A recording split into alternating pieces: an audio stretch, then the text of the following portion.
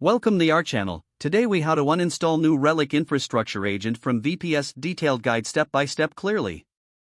To uninstall the new Relic infrastructure agent from your VPS, start by accessing your server via SSH.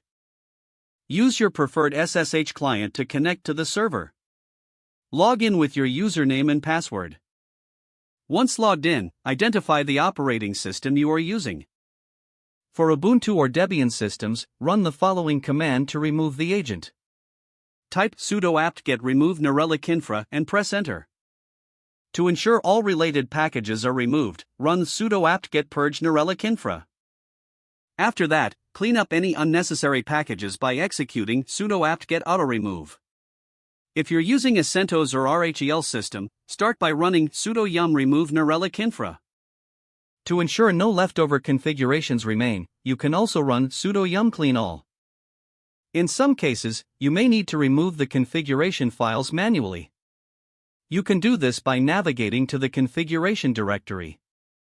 For most installations, it's located in /etc/Relic infra. Check the contents of that directory and delete any remaining files. Next, verify that the new Relic agent is completely uninstalled. You can check by typing psaux grep Relic to see if any processes are still running. If you see any, you may need to kill those processes. Finally, restart your server to ensure all changes take effect. You have now successfully uninstalled the new Relic infrastructure agent from your VPS. If the page does not load, refresh the browser or try again in a private or incognito window.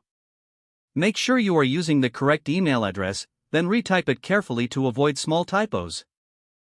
If your password is not accepted, use the reset option and create a new strong password you can remember. Check your spam folder for verification or security emails, then complete any requested confirmation steps. Enable two-factor authentication if available to improve account security and reduce unauthorized. After signing in, review your profile details so your contact information and settings are accurate and current. If you see an error message, note it down and try again after restarting your device and internet connection. Log out when you finish, especially on shared devices, to keep your account and payment information secure. If the page does not load, refresh the browser or try again in a private or incognito window.